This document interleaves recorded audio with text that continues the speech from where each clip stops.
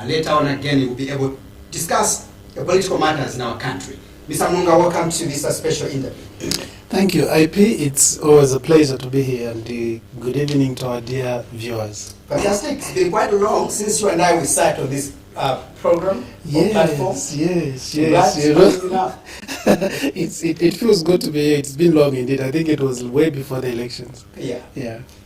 Thank you so much. That's my guest on the program, and we thought of just finding out in terms of, I know that President Hakainde Hichilema has made it clear that he wants to ensure that local businessmen and women or local citizens are fully empowered, because to begin with, himself, he is a very successful businessman who has demonstrated at family level and of course the national level now. So let's find out how, of course, he's going to turn the country's economy around, looking at the debt that Zambia has, and vis-a-vis on how again he can utilize local investors that we have. And of course, one of the interesting stories, Mr. Mulunga, that you've been summoned for this evening is the story involving, of course, Mikalile Tradings, who has so far demonstrated capacity of contributing to,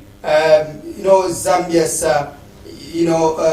relieving Zambia from the debt pandemic or problem that we have at the moment. Yes. What does it mean to you?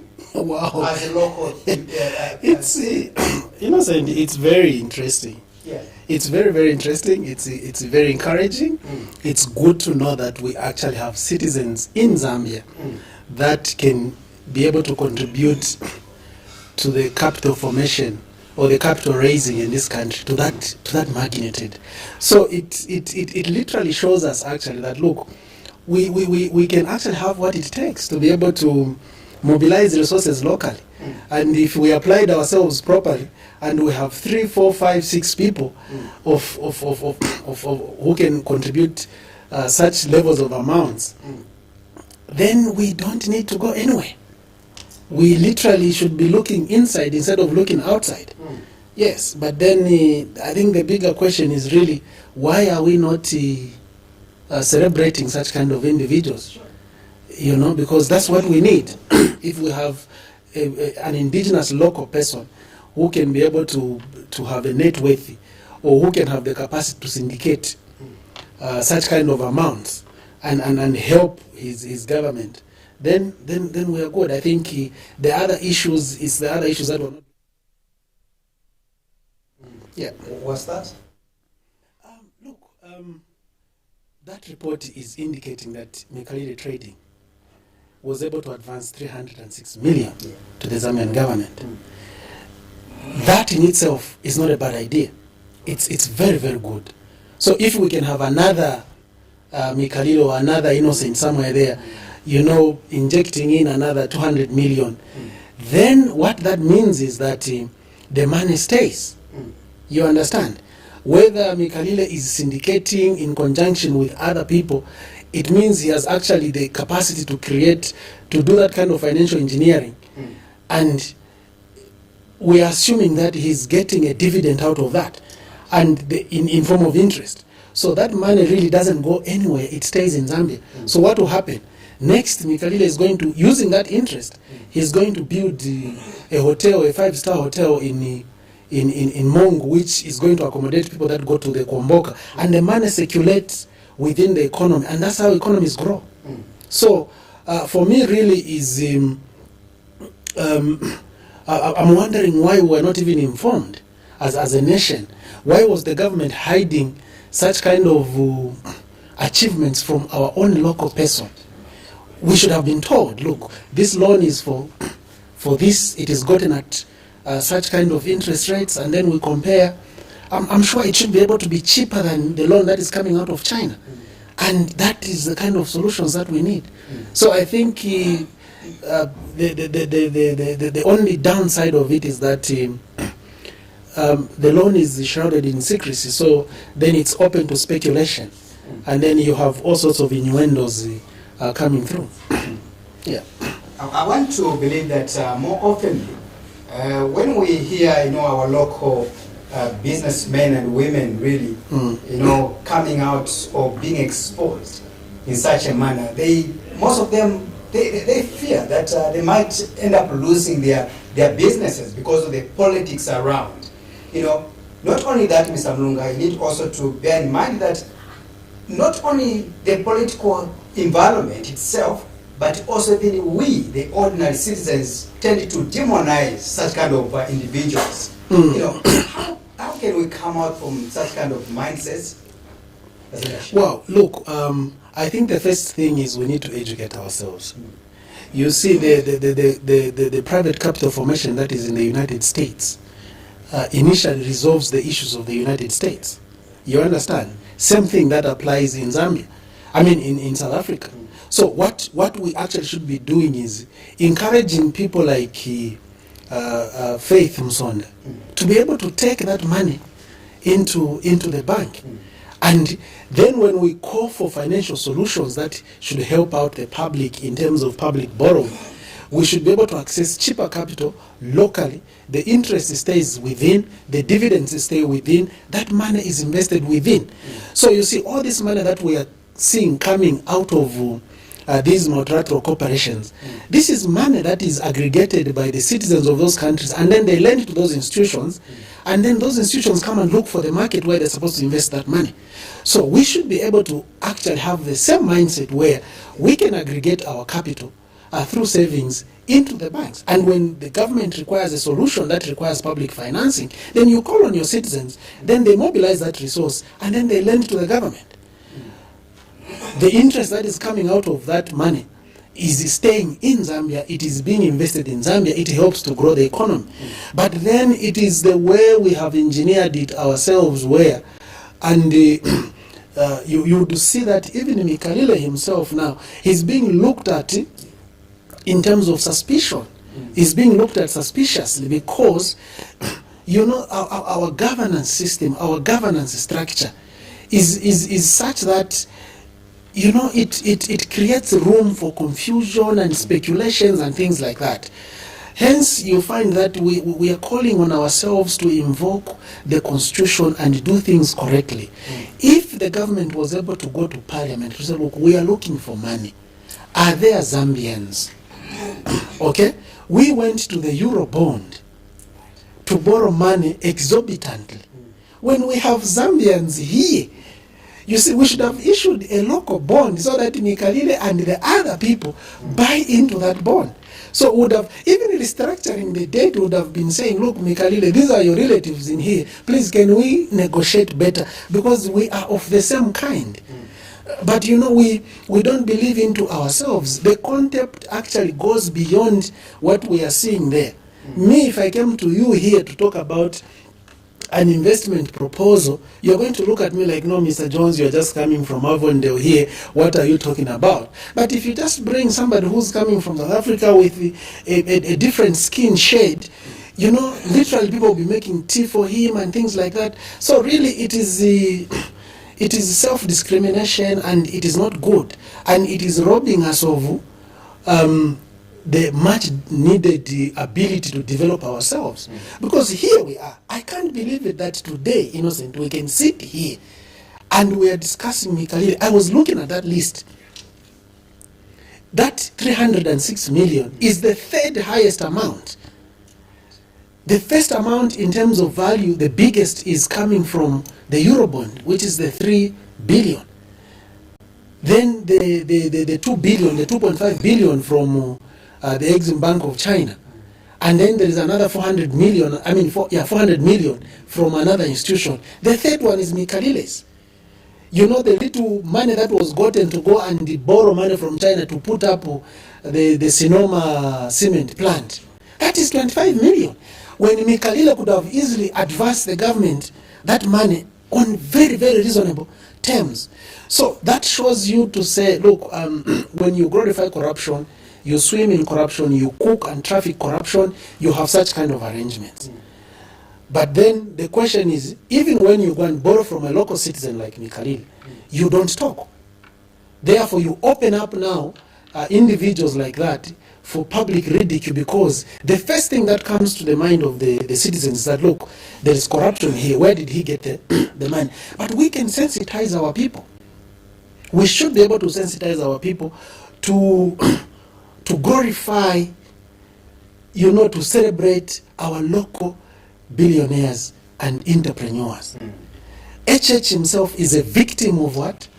This ridicule where, people are even laughing at you to say, no, you are rich, but you can never buy somebody T-bone. Who told you that if me I'm rich, then I should go around the compound buying T-bone everybody? Lest everybody call me that I'm a Satanist and I'm selling them, like crazy meat and things like that.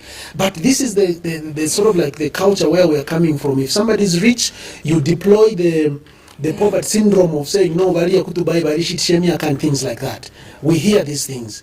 We have to change. We have to re-educate ourselves and celebrate individuals that are successful within our community setups, because they should be the first people to be celebrated by our young people. You find there are so many buses that are written Dangote, Dangote, Dangote, and things like that. We should not have buses written Dangote everywhere on their windscreens. We should have buses written Mikalile everywhere. That is our hero, you understand? So even when you go in America, they cannot talk about Mikalile in America. They are talking about Jeff Bezos, because they celebrate those people. And I think it's high time we change the narrative. So let's be transparent about these things. When we're contracting debt, let's be transparent about it. Tell the people why you are borrowing the money. What is it for, and where are you getting from, at how much, so that we can compare. Because it would just be cheaper for us to mobilize money here. We've got, Nicaragua has demonstrated 300 million. We can't be going to South Africa to go and borrow 10 million. Like, really? Are we being serious? So I think it's about mindset change. It's about educating ourselves and changing the way we view things and the way we view entrepreneurship and wealth creation and things like that. I'm glad you've mentioned, a very good story of Dangote. These are Nigerians, Yes. Individuals who have invested heavily in their countries, not only their countries, but also the African continent in general as well. But in this country, this seems to be very new, and you are calling for mindset change among we, the people of Zambia. And my question would be, for how long do you think it will take us to change our mindsets and begin to accept our successful businessmen and women that we have in this country? Because one thing for sure that we Zambians love the most is to question, where is the money coming from? The source of funds are coming from. For example, even the Fetimson I've just mentioned, of course I've got a question towards the end about Fetimson, the issue, but you've just touched a little bit that even people like Fetimson, among others, these are people that you can bring on board and begin to exchange ideas. How can we, revamp our economy together? For how long should it take us? Because we love much more than investigations. Well, ideally, Innocent, if I'm not correct, a mindset change takes a generation. Okay, and a generation changes after 30 years. That's when you have a total mindset. I think I'm subject 30 years, subject to being corrected. But you see, that's long term. There are short term things that can be done. Okay, there are short term things that can be done.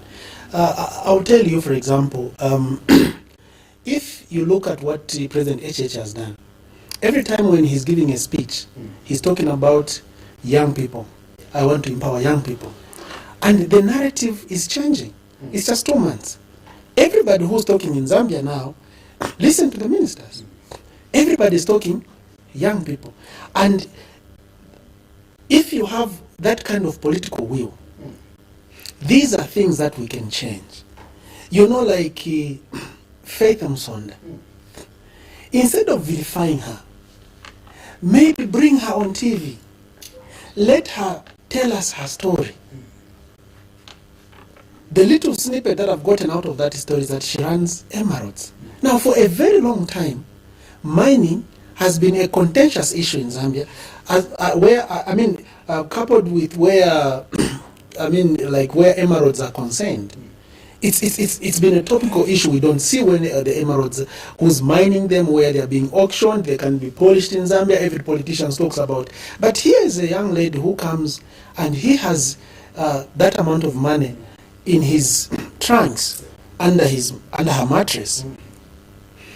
Probably before we judge her and condemn her to be outside the yard so that she can die with her solace there, we should learn from them. Let's ask them questions. What did you do? How do you run your mine? Where is your mine? How did you sell these emeralds? Where did you get your capital and things like that? Then you provide a basis of learning to the rest of us. Okay? It's very, very important. Of course, if you discover that, look, there is money laundering involved, nothing is working, the law should be able to be deployed correctly to correct that abnormality.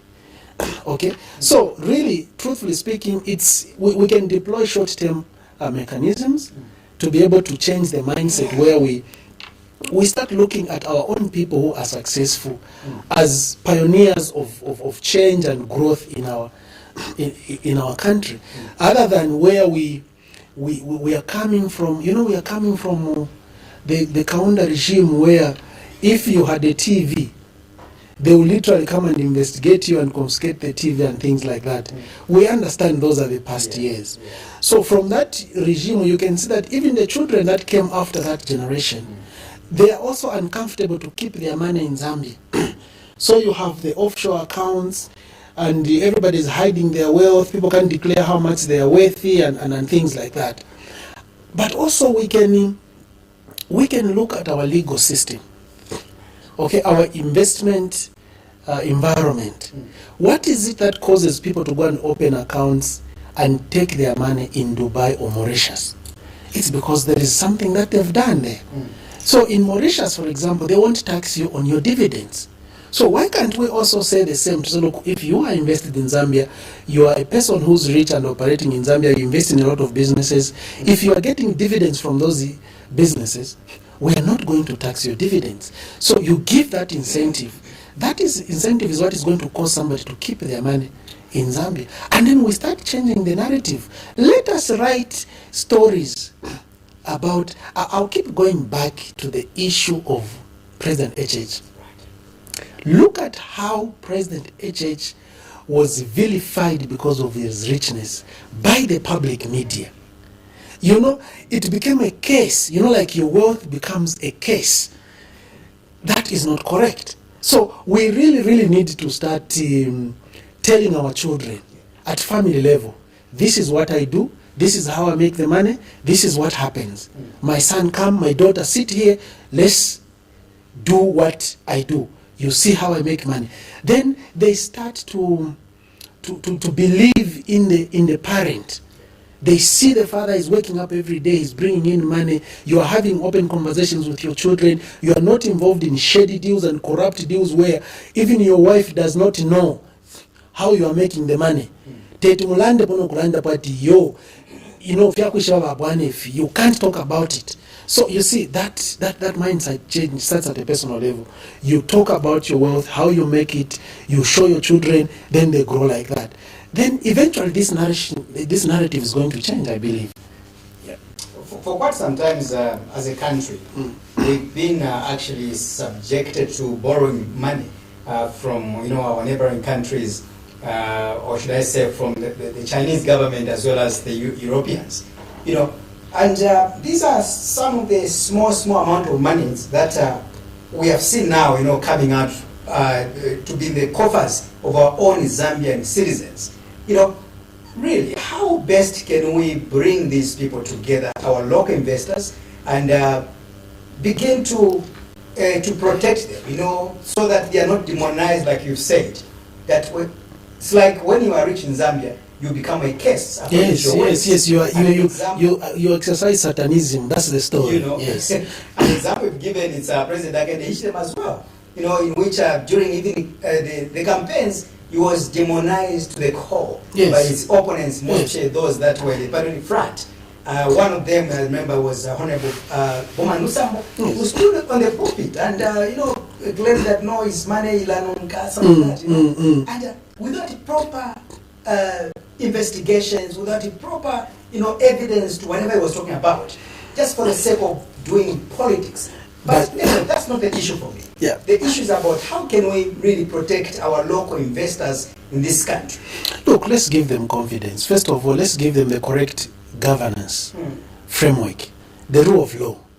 If you make your money, nobody should ridicule you. You understand? You've made your money genuinely. The law should protect you. And your wealth, you understand? That kind of governance is also going to help us to do the correct type of politics. You see, when there was the financial crisis in 2008, what did President Obama do in America? He called the top 500 CEOs to come and sit on the table to say, look, Bane, there's a problem here. Your companies are falling, this company is going to go down, these are the repercussions and things like that. What do we do? Amongst themselves, they agreed to say, no, look, we cannot allow AIG to collapse. We can't allow Ford to collapse. We are going to provide resources for the government to own land to these institutions at these rates and things like that. It's because of their governance framework. Here, just last week, I was calling to say, look, let President HH call for an economic index. Yes, we want the IMF, we want those well-structured arrangements and things like that, but let us test it. And today, I'm being vindicated. Here is Mikalile with 300 million.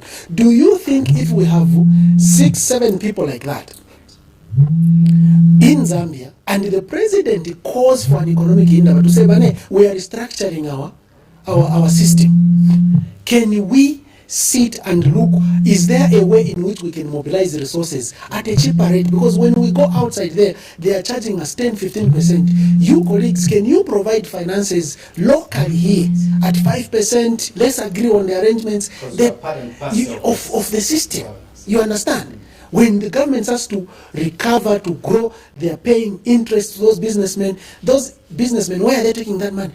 They are putting it back in the economy. They open up new industries, and the cycle continues. That's the long, short story of how to make money. But we don't believe, we don't have this good framework that gives us the laws for us to be able to have confidence in our own system. But we are willing to go out there and engage the Chinese. And then they give us these conditions, like, you are borrowing money from here, don't tell your people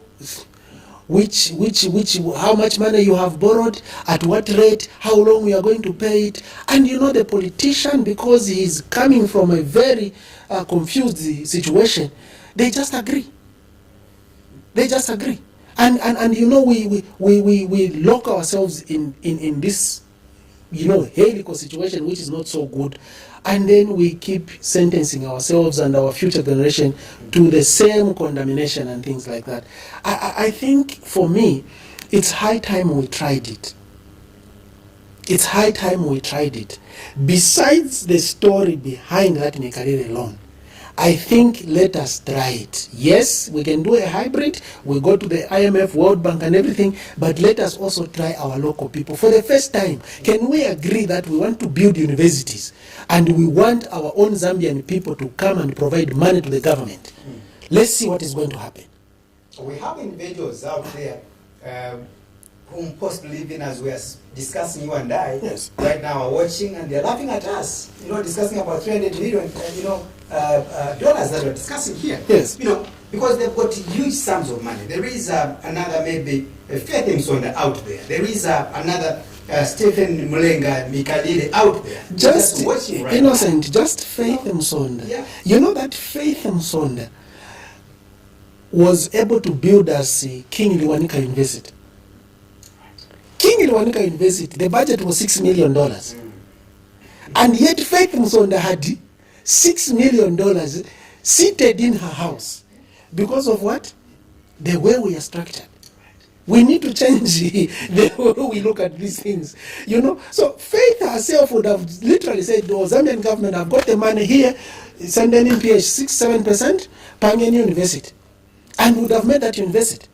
After 5 years, would have graduating the first fish farmer or fish engineer in Western Province. Now imagine what that would do. So for me, really, it's the environment that we've created for ourselves, the laws that we've given ourselves. You know, we are a confused lot, sorry to use that word, to a point where innocent.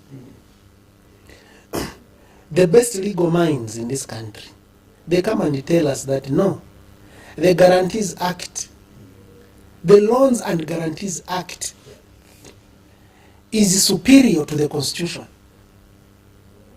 The Constitution says, Ngamule Kongola, go to Parliament.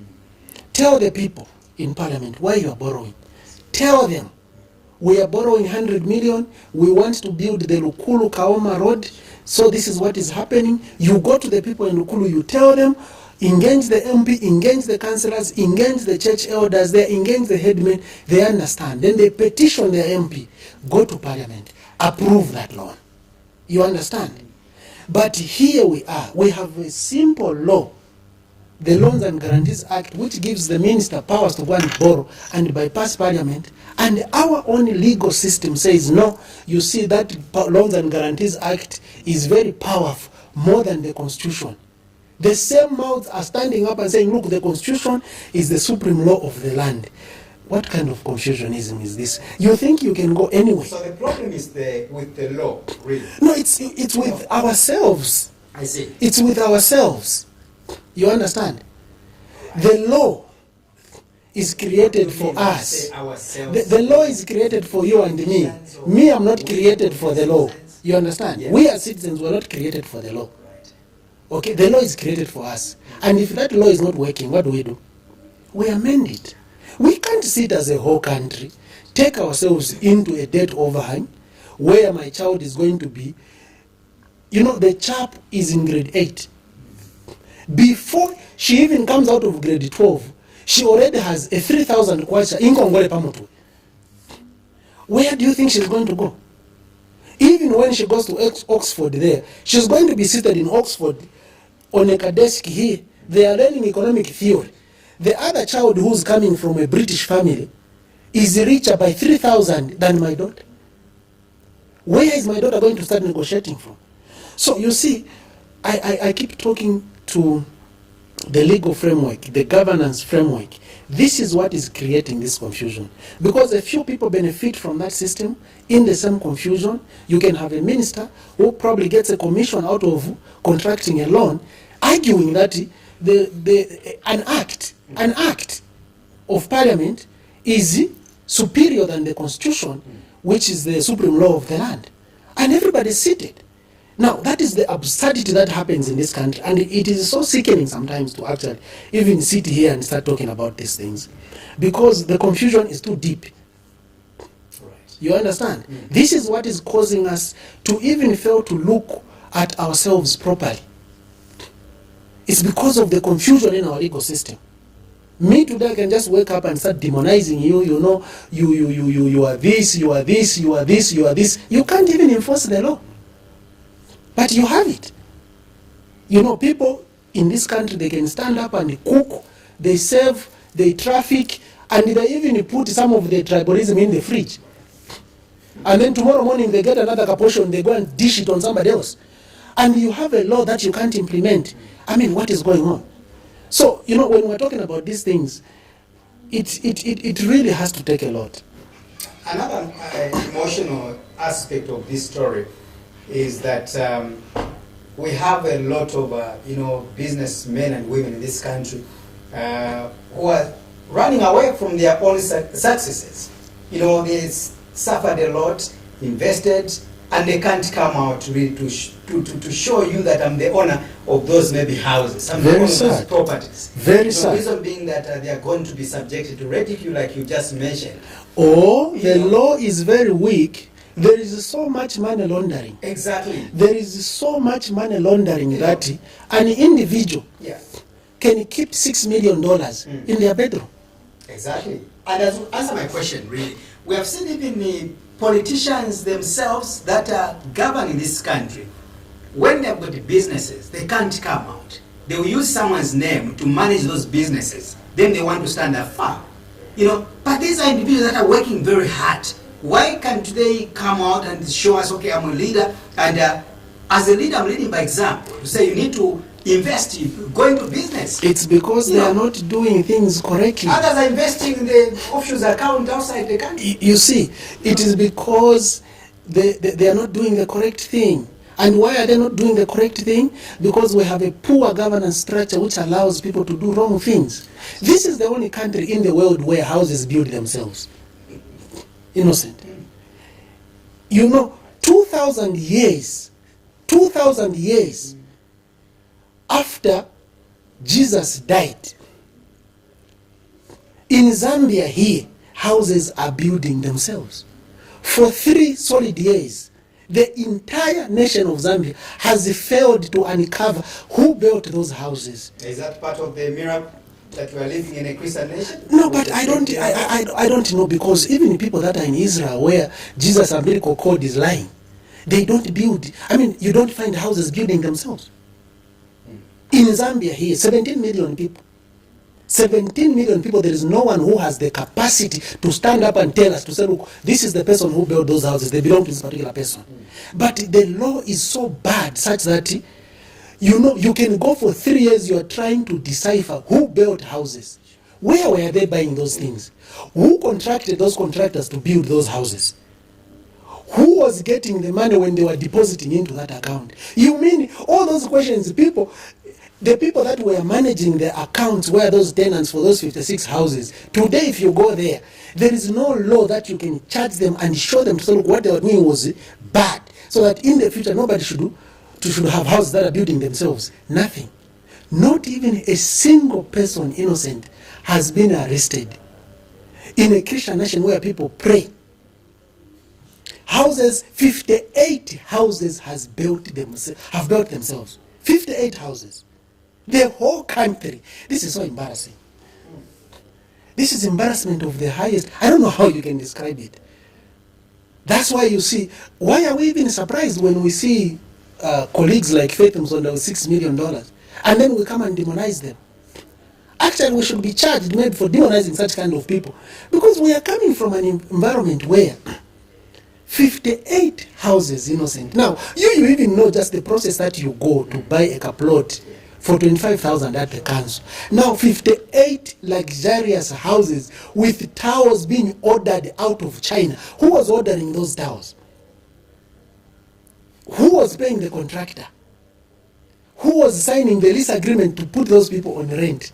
Oh, come on, please. I think we should change this conversation and talk about some other things. This is very embarrassing. It goes back to the discussion we are having, where we are trying to exploit, the successes of our businessmen and women in this country. Maybe even the owner of those 58 houses, he or she is failing to come out because of the ridicule that she might have gone through. Innocent, let's give unto ourselves where we celebrate success. You understand? If I enter university today, I'm studying, I'm breaking nice, and then 3 months down the line, they give me a gown, a certificate. I should be happy to celebrate by flashing that certificate, throwing it to my hoods and things like that. That is what we need to give unto ourselves. If I build 56 houses, I should be a celebrated person in my family. You understand? Where my family should be coming to say, Jones, but under 60. Not where I'm running away from the 60 houses. There's something wrong there.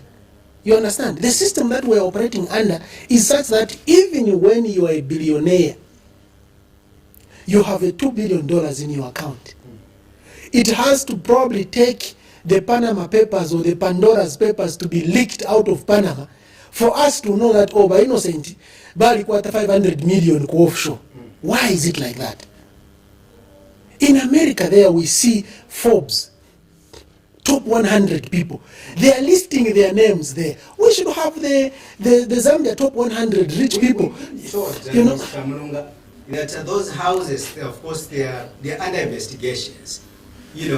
I know you've lamented that 2 to 3 years we're still investigating the same issue. I'll take you back to Mikalile's story. Do we need maybe to investigate where this money, Mr. Mulunga, got it from, Mikalile? I mean, based on the environment that we're operating in, yes, we do. All right. You understand? So that we can satisfy ourselves.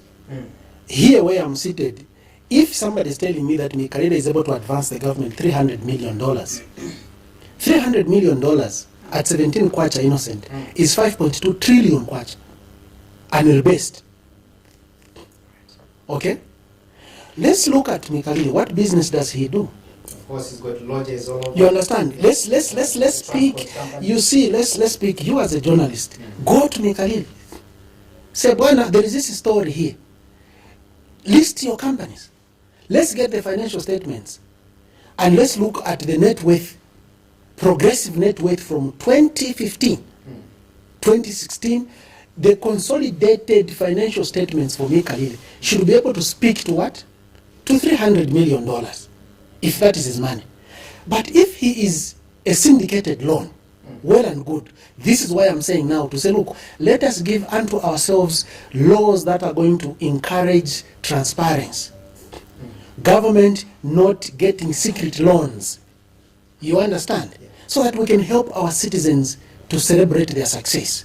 Because that is good. If Mikalile is able to syndicate $300 million, it means he is well connected. Those are the citizens that we need, for example, to sit on the Presidential Economic Advisory Council. You understand? Because they will help the president to unlock the financial quagmire that we are in. Because they are well networked, they can actually arrange finances from their friends. The net worth of their friends is such that they can put up actually $300 million and advance the government. We are talking about road constructions here, where a road is being constructed for $1 million.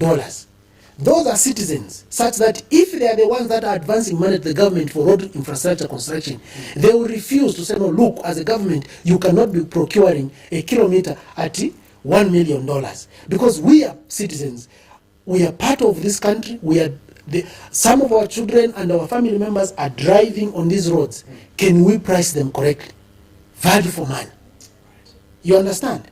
But we are here questioning. We can't believe. Personally, to be fair to you, I can't actually believe that Mikalile is worth, because for him to advance 300 million to the government, you know, that is coming from his reserves, innocent. So, you know, when I do my extrapolation, it literally means that Mikalile is worth around $1 billion, which is something that should be very good.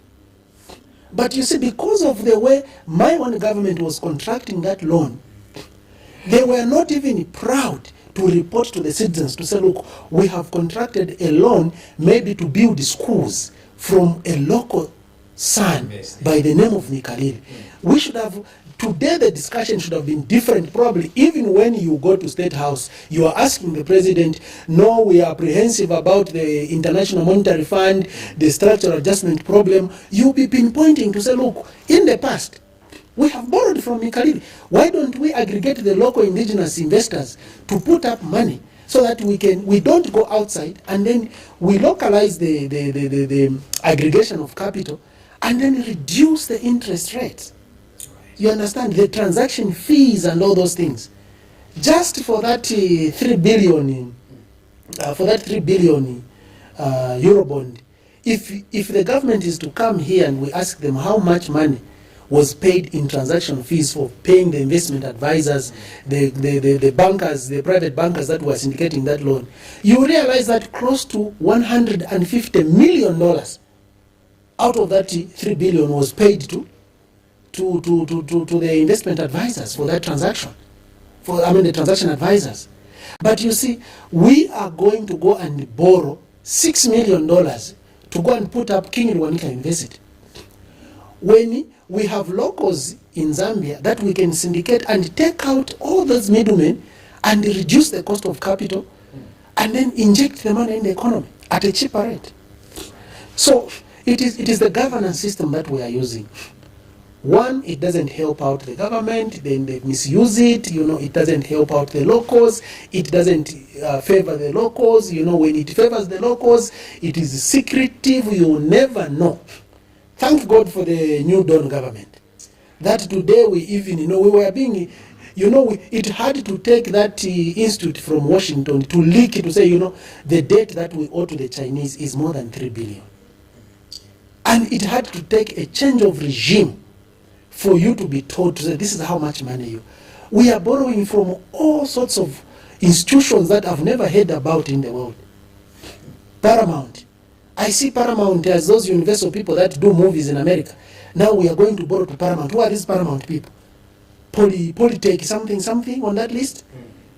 Starlight, whatever, and all those things. This is why we are having even political confusion here. As we talk about the political confusion vis-a-vis the New Dawn administration, I know that President Hakainde Hichilema just a few days ago, he did promise this country that sooner or later his administration was going to, announce some of the assets, which have been recovered during his tenure in office so far. After these investigations have been conducted, I know that government is also in the process of auditing states institutions before Biden begins to put his own keys and local to begin to drive the country. He wants to clean the system, and he has made an assurance that he's going to disclose one of his the biggest assets so far that have been recovered. What should we look forward? Well, we should look forward. Me personally, I look forward to being told, seeing those assets. I think that's very, very critical. And I think I should actually hasten to mention that I'm very happy with his progress. And I think there is the impetus to be transparent in this whole manner. The minister came forward into parliament to give the numbers in terms of debt figures. We saw that the number was revised to 14 billion. Yesterday we saw that document that was released by the ministry. And I think we are moving in the correct direction. If we can sustain this, and then of course, if the president can quickly come to the nation and settle our fears and tell us these recoveries, because remember we've been through this route before. President Manawasa and the task force and the recovery of the resources, what happened? At the end of the day, the only little thing that was recovered, I think, was for $6 million from the bank account in the UK. I don't even know whether that money came in or not. But we spent close to 5 years spending so much money chasing these funds wherever they were. So if the president is telling us, and so far I think his administration is demonstrating walking the talk to say, look, they are able to fulfill what they are saying. And the only thing that I can say, please, Mr. President, can you hasten to come to us so that you tell us these recoveries, and then we can support you in terms of what he is doing. Okay, I've just seen when I was coming here, the ACC has issued out a press where they've said they've gone into an arrangement with Madam Musonda not to prosecute her. I hope, because I think the cookie jar where that 65 million is coming from, there could actually be more there. So if the deal is such that, look, she provides more evidence in terms of the resources where that thing is coming from, and this is part of the money that is being talked about in terms of recoveries by the president. Of course, I'm speculating. It will be, for me, really, it is a welcome idea, and I look forward to it. I hope it can happen tomorrow, so that he tells us exactly what has been recovered, and then we see how we move forward and help ourselves as a nation. Right. There is, a grouping out there that are watching right now, Mr. Mulunga, and who are possibly contradicting or arguing to what your submission is, that you're happy so far in the way the president is working or is demonstrating or investigating these matters. Some people, I think you've heard these concerns that Bali and his administration is taking too long to investigate these individuals or these monies, because the country wants to start moving. People are in a hurry. They want to see Bali moving. And the others are saying is too comfortable, it's too slow, the way it's investigating these matters. Are you not part of those people that are worried? No, I'm not worried. I believe we're in capable hands. Because for me, consistency of conscience is what gives me respect. And if I look at President HH, from the time that I started following him when I was a young man, he's been consistent in terms of his narrative. What he says, what he does, and how he says what he says. You understand? So that gives me the comfort of not being worried about the slowness. Now, I understand the apprehension of the rest of the citizens because we are coming from the deep end. You understand? So if you are really coming from the deep end and you are trying to drown there, and they pull you a little bit where you can stand with your 2 feet and then walk to the shallow end of the pool, everybody else expects your steps to be a little bit quicker. You understand? But then we should not lose sight. I think the issue is that we've gotten rid of ourselves of a regime that was very toxic. I think that's a fact. Okay? Now, people were really boiling. They were in this thing for a very, very long time. Now, when things seem to not to move at the pace at which public opinion is anticipating it to move, then you have that. But it's okay to be that apprehensive. Okay? But I think we should take care not to lose sight and lose the bigger picture here in the quest to do what? To move fast and then do things at a supersonic speed. I think the UPND regime has only been in government from President Hitchett was sworn in on the 23rd of August. 23rd of September is 30 days. 23rd of October, which is the day after tomorrow, is 60 days. Now, we haven't really lost a lot of time. And for me, if he's saying, look, he's going to tell us the biggest asset that has been recovered, I think we are moving at the correct speed. But of course, I do appreciate the sense of apprehension that is coming. Announcing your intentions or your plans is one thing, and of course, you coming out fulfilling that, that's another project. That Yes. And that's a concern of the people of Zambia, or some sections of this country that are saying, but it's taking too long. We want to see jobs. We want to see possibly people that store our resources to be arrested and the likes, beside the job creation and the likes, on the fight against corruption. That's where the concern is. You can promise that no, sooner or later I'm going to create 5,000 jobs like the Parity Front were used to promise. But what came on the table was the contract. Yeah, and that should serve as a lesson to us, not to be rushing, because we rushed and we said 90 days. There'll be more money in your pockets, which was a figurative speech, and you interpret it physically, and then you go and dance naked in the street, and then what happens at the end of the day? You get nothing. For me, I talked about just like you leave people in suspense. I'm going to disclose the biggest assets in the next few days from now of the resources that have been recovered so far. Yeah, then you go quiet as a president. No, but this thing that should worry No. Look, I'm not worried. I just counted for you the number of days that the gentleman has been sworn in. It's literally less than 60 days. You get it? And 60 days to be able to tackle the hegemony, the confusion that the PF cooked in this country is too much of an expectation, Innocent. It's really, really too much. And for me, that's why I talked about consistency of conscience, which creates respect. The reason why I respect President HH is because he's been consistent. You understand? We are moving from an environment where, Innocent, a commando who's wearing a red beret was being slapped by a cadre. You understand? Now, to detox that kind of thinking, you are not going to manage to detox it in 60 days. It's impossible. It has to take time. You are coming from a situation where a traffic officer, an offender can come out of the car and slap the hell out of a traffic officer. And that offender, somebody who's on top says, look, bale ken bale yabo, because they belong to the Chipani and things like that. Those kind of traffic officers, how much time do you need to normalize them? It will take a long time. Now, we are coming from a situation where debt is 27 billion. We stopped paying the Eurobond. There is arrears there of 161 million. The government hasn't told us when our own government stopped paying, servicing those arrears. But you can see that there, the only loans there that are serviced, there are 4 loans that are up to date in terms of arrears, including Mikalile's. The rest of the loans on that book, they are in arrears. It means we are not paying, so the economy is not performing. You don't expect the regime within 60 days to start creating employment.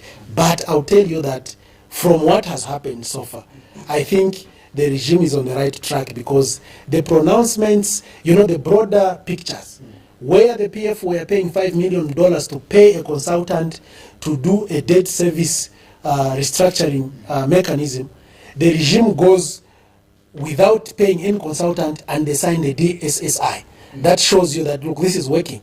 Where we took 3 years to be able to unlock the special drawing rights, $1.3 billion to boost our balance of payments.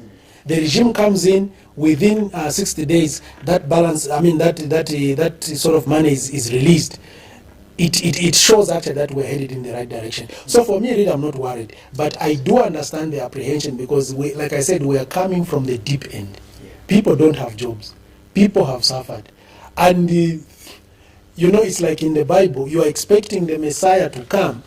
And when the Messiah comes, of course, you expect the miracles to start happening, the tyrant leaders to die instantly and get consumed by the brazen fire and things like that. But unfortunately, this is the reality that we are in. We have to allow, even the policies for the new regime, their effects are not going to be felt in December. They will take a bit of time for us to start feeling, because there's a time like that takes place for an effect to be. For the policy's effect to be felt. So I think we are on the. We have to give them a benefit of a doubt. Right. Yes. Let me take you to the aspect of the national budget, which will be presented next week. Yes. By the Minister of Finance, Dr. Stumbe. Yes. Who has indicated, and of course this will be the first budget under the UPND administration, of course, being presided by Hakainde Hichilema. Of course, the ministers make mention that they are going to ensure that they put frameworks that to ensure that jobs for the young people is made available. Very important. And also create a conducive environment for the local investors, like the Mikalile today we're talking about, among others. Yes. Let me find out in terms of how your feeling is now, ahead of next week national budget. Do you think this will be more like a PF budget, or maybe this will be entirely a UPND budget? Well, it's going to be a hybrid. It's going to be a hybrid in that it has taken the new regime only less than 30 days to be able to review the entire process and input into the budget to be able to come up with a working budget for next year. So basically, they are using a PF framework, okay? And so we don't expect it to be very different from what the PF would have given us. But of course, we are going to expect there will be major changes there arising from the fact that now we have signed the Debt Sustainability Initiative.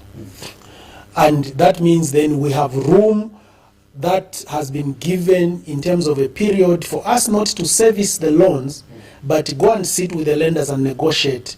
In the meantime, the economy is running, and the money that we were supposed to pay those interests for those loans that we owe, then that money needs to be channeled into the social sector.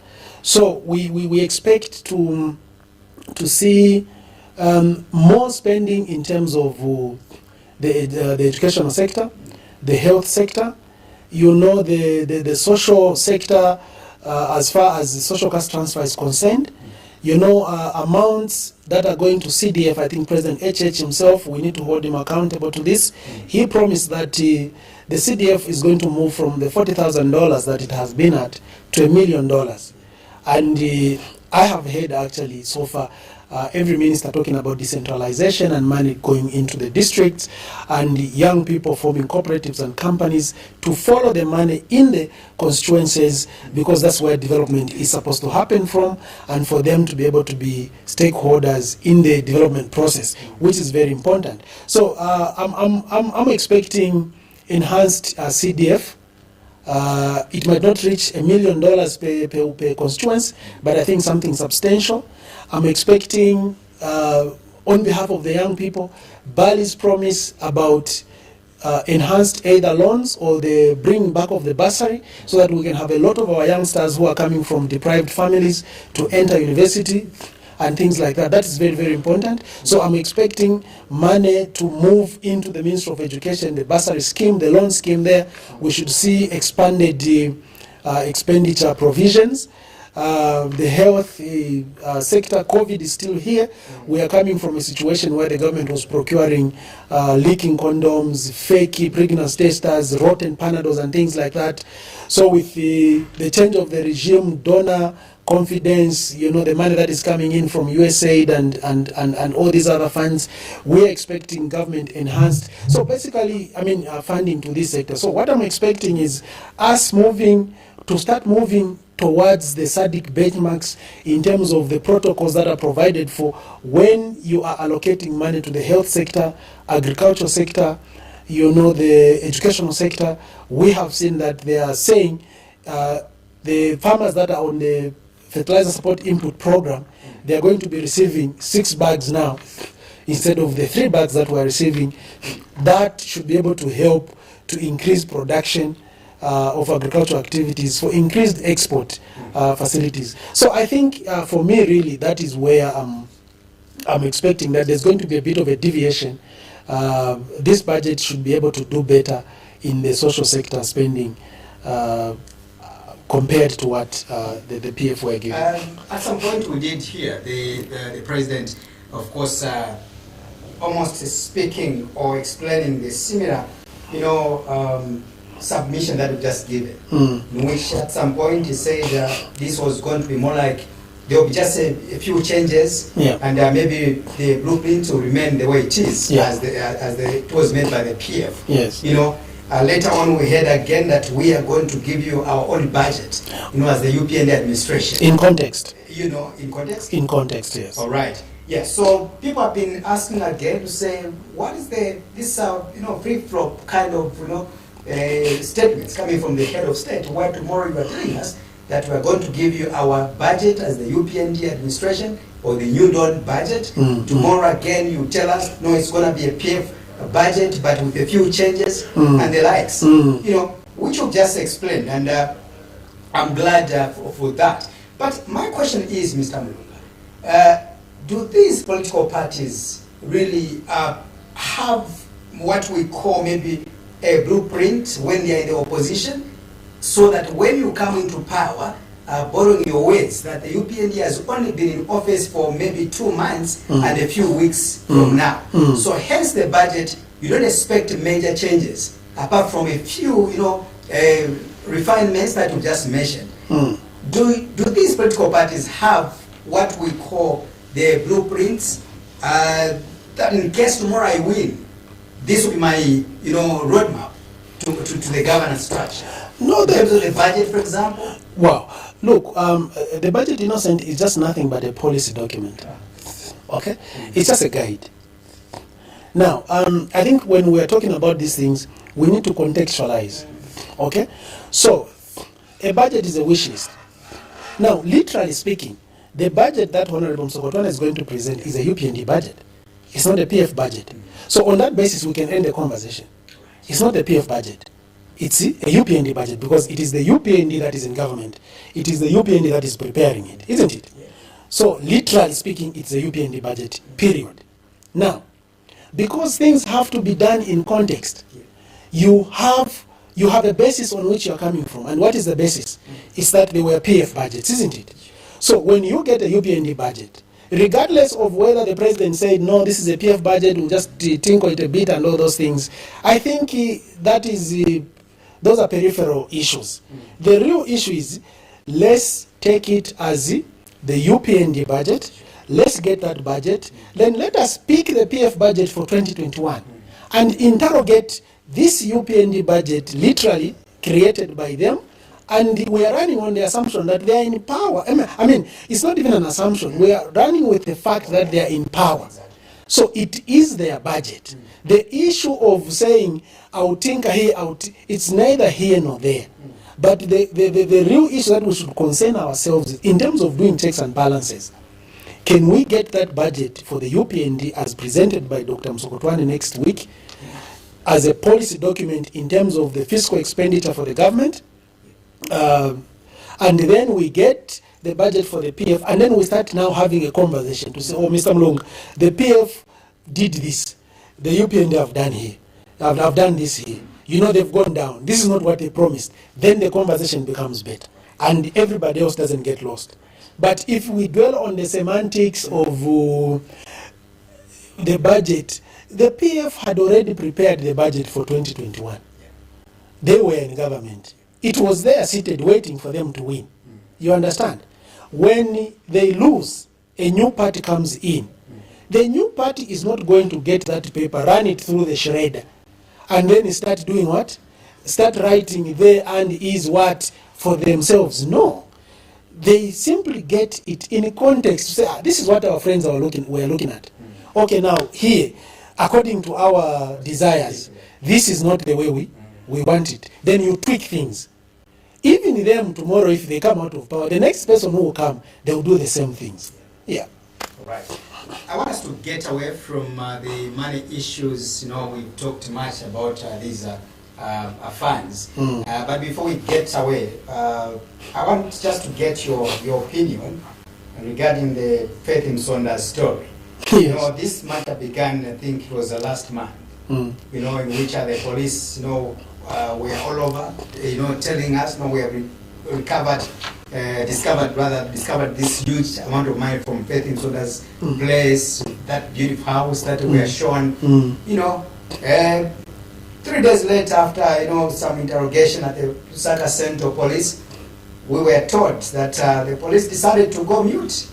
We are not going to comment for now. We remain mute. You know, something which was more like unprecedented, you know, because when the public is yearning to hear that information, and then the authorities are saying we will remain mute. And for sure, the police remained mute. Today, again, we've been told that, according to the information coming from the SEC, that the state has decided to possess some properties of Faith Msonda and part of that money. You did touch a little bit that you are happy because of the reasons you just given. Now my question is, because what the public was demanding for was not really whether Faith Msonda should surrender that money to the state. Or she should go to jail. Or she should go to jail. No. The demand, Mr. Mulunga, was where did she get that money? Very Has important. that question been answered? Very, very important, Innocent. So I'll backtrace my point. Yeah. In the governance process, the more transparent you are, the easier it is for your citizens to follow what you are doing and either accept or reject a decision that the government takes. Now, in financial crimes, in these high financial crimes, there is also techniques that are used to be able to fight these financial crimes. Now, the government could do a cost-benefit analysis to say, do we prosecute this individual and lose the trail? Okay? Or bargain with this individual, then we turn this individual into a state witness, but then we recover so much. So what I'm suspecting there actually is that there is more recovery that is arising from the Faith Msonda situation, where they go into a bargain, and then Musonda agrees to give the government additional information which leads them to recover more assets than if they singularly prosecuted her alone. And then she decides to become mute, and then they sentence her to prison for 5 years and recover that small amount of money. But then, this, I'll take it back to the issue of the governance framework that I'm talking about. Our institutions of governance, the quality has to be enhanced. The SEC, the Drug Enforcement Commission, the police, they should be able to be transparent and have the confidence to come to the to the people. Exactly. And talk to the people. You understand? Hold a press conference properly and then interrogate. We have seen these things. You look at the election scandal that happened in America in 2016 regarding President Donald Trump and those surrogates around him. You could see that people that were deep in the scandal, they were being offered immunity in exchange for them to do what? To speak and bring more evidence on the table. So what is just lacking for me here is information dissemination and sharing with the citizens, because the citizens are yearning to see what is going to happen. Okay? Personally, I'll tell you that for that money to have moved into Faith Msonda's house, that money was moving in the Bank of Zambia trunks. And at the Bank of Zambia, the only institution that is allowed to go and draw money there is a financial institution using correct CIT in place. So the simple question that I would ask somebody is, how did that money get diverted from the institution that was drawing down that money from the Bank of Zambia into that particular lady's house? And these are the loopholes that I'm talking about in the legal framework that we have, because somebody can move $6 million. $6 million is a lot of money. If I'm moving $6 million, Mr. Innocent, out of my house, I need police escort with guns cocked. You understand? You see those CITs when they are moving money from the airport. That is how that money was moving. Now, under what authority was that money moved like that into an individual account and stored in that account, in that house? For how long was that money in that account? What kind of business transaction was that? Which bank allowed their customer in Faith to draw $6 million in kwacha equivalent over the counter when the rules says you cannot go to the bank and draw 25,000 kwacha cash over the counter? You understand? So the whole system is porous. You understand? Because we have probably 1,000 Faith Msonda with money in there. That's why this economy is not functioning properly. But then the institutions that are charged with the responsibility of governance, they are not talking to us, the citizens, for us to be able to understand. Why is the Director General of the Anti-Corruption Commission failing to come and hold a press conference and tell the people, this is what we did, we investigated Faith, that money came from there, it moved like this, and then the people want, it's not secret. And these are the questions. Yes, they are there for the people. Yeah. You understand? They unanswered the questions that are lying in the minds of the Zambians. Yes, and then it brings about this apprehension where people are asking questions are not being asked. Me personally as a banker, I would love to know. What was the exception? Because I worked for the bank. We used to move money from our vault to the Bank of Zambia vault. And there was a limit. But how did they move that money? Which bank allowed? Which managing director? At which bank? At which microfinance company allowed for that money to move like that? Could you say that still more, even up to this point, the Anti-Corruption Commission as well as the police, they have not done justice to the people of Zambia or to settle the dust? We don't know because they're not telling us. That's what I'm talking about. They're not telling us. Probably you need to bring Ray here and then you bring me here. Then we have a double interview. So you are going to be asking Ray from a journalistic point of view. Me, I'll be asking Ray from a bank's perspective so that he explains to us the entire syndicate, how it moved. And then the people there, the news diggers and everybody else, they are going now to report and write, and then the people understand. You understand? Then we will know to say, oh, this is the reason why the police have gone into that agreement. As it is today, it is speculations, and we can't conclude. We can be here for 3 hours, we won't conclude. You understand? And maybe probably when the president holds his press conference and then they tell us, then we can start adding one and one together. But that's not how it works. You know, I watch CNN. We were seeing how CNN was unwrapping, and the institutions there, the White House was giving details of how the Russian matrix to infiltrate the American election was done, and how people were being connected, and institutions of governance there were standing. They would draw those to my maps. You know, they link this one to this one. This is what happened, and things like that. That does not happen here. Where is the problem? Let me squeeze in a few questions before we go.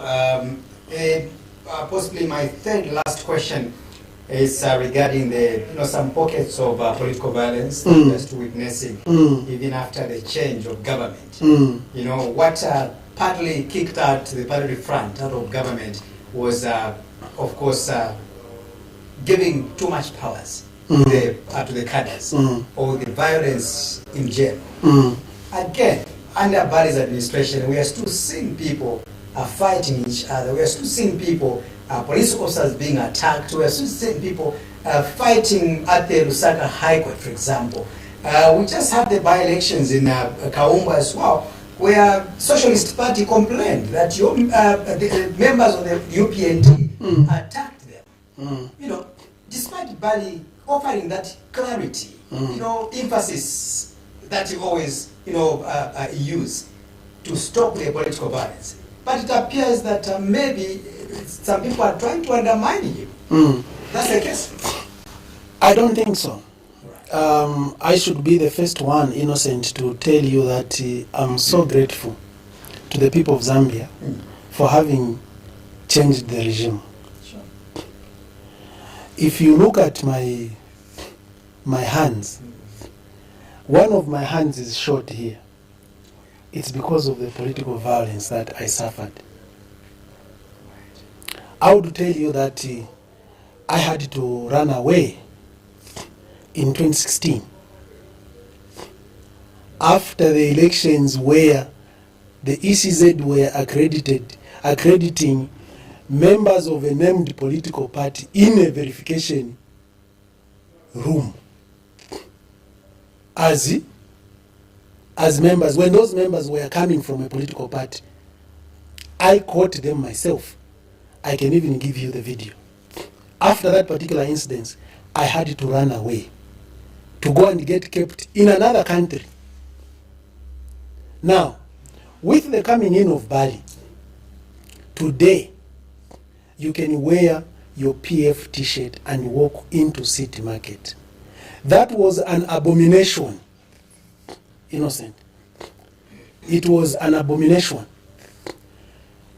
This hand that I'm showing you, we were butchered in the memorial park inside mumanda muliamune tuleshika omuntu twaleposa fyama kofi nukuposa okubutuka mata kompero biro ukula tuputa ulama okwifi.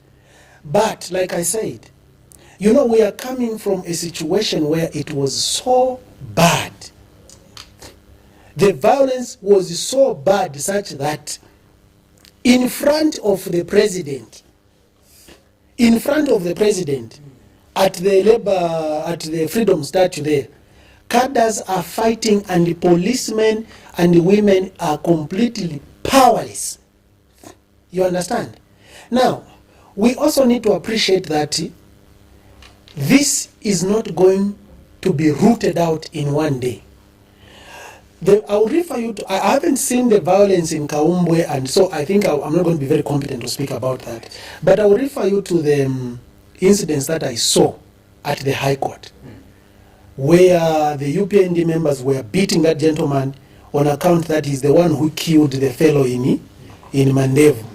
That is purely a policing issue, because people were brutalized, Innocent, in this country. And Bali has done a very tremendous job to be able to restrain the UPND people from offering retribution. People have died. We can even count here people that have died. at the hands of their fellow political opponents. So, of course, I don't condone violence. I think the only thing that I can say is that the police have to up their game. I think this is a new regime, it's a new dispensation. They need to be quick to adapt and use this environment that they've been given and protect citizens. It is very unfortunate if, of course, that incident at the court was very unfortunate. You know, we cannot remedy a wrong with a wrong. You understand? If you beat me, I beat you, we are going to kill each other at the end of the day. You know, somebody has to have a bigger heart to forgive the other person who did the wrong thing. So if that happened in Kaumbwe, you know, as somebody who's coming from an organization that leads young people, we should be able to condemn that in the strongest term possible and urge the police to take advantage of this new era and do their job. I think it will be relatively easy for them to do it because there's a political will, unlike where we are coming from. So I don't think it is something really that we have to look at as in terms of a failure and all those things.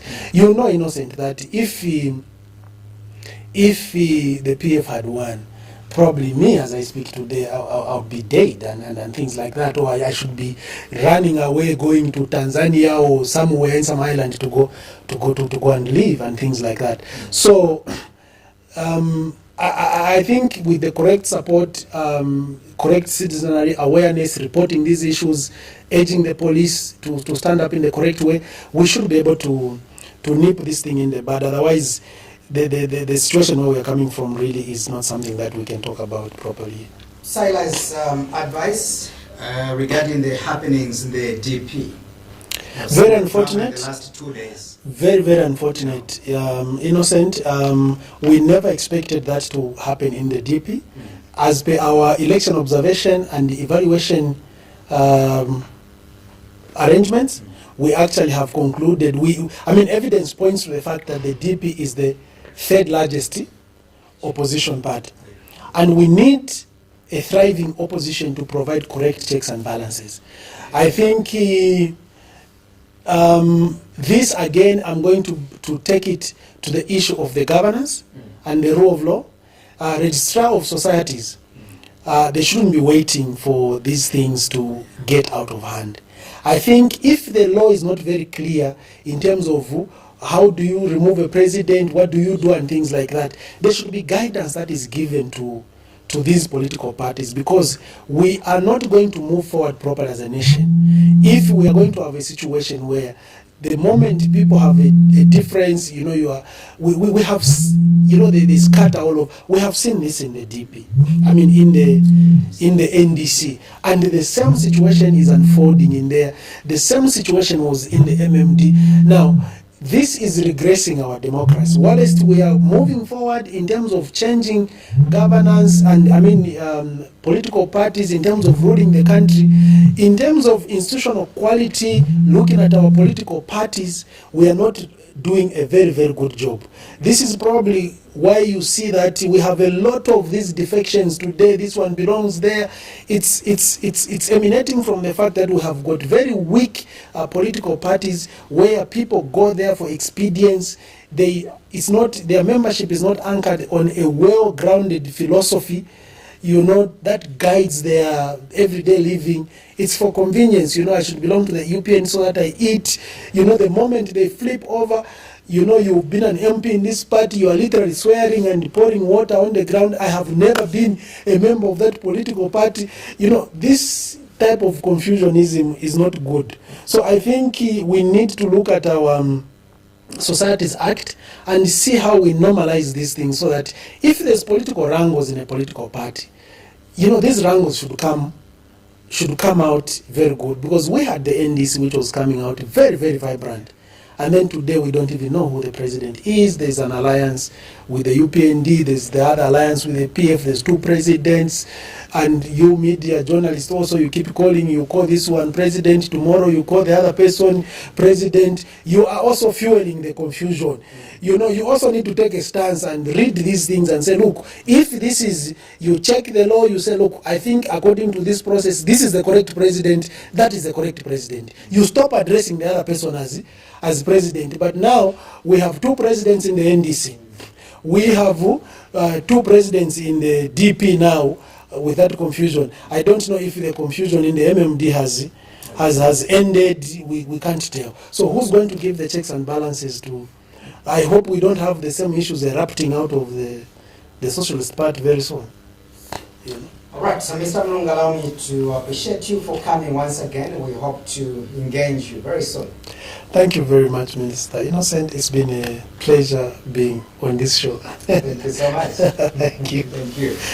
All right, we've been discussing state of the nation. Our guest on the program has been Jones Mulunga, coming from the Center for Young Leaders in Africa, CYLA. Of course, I did attempt to discuss other political matters because he is also a politician at the same time. Thank you so much to my producer, Maftopiri, and also my camera person in the studio, Obvious Kapunda. Thank you very much. To you, the people of Zambia, like I always say, may God bless Zambia. May God bless Mother Africa. Good night. Good night to you, sir.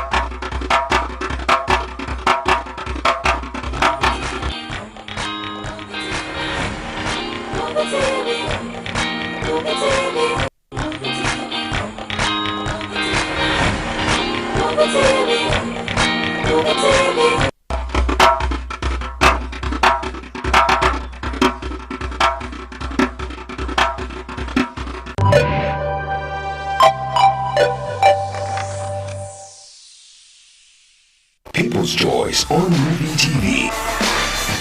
Brought to you in association with Airtel. Airtel, the smartphone network.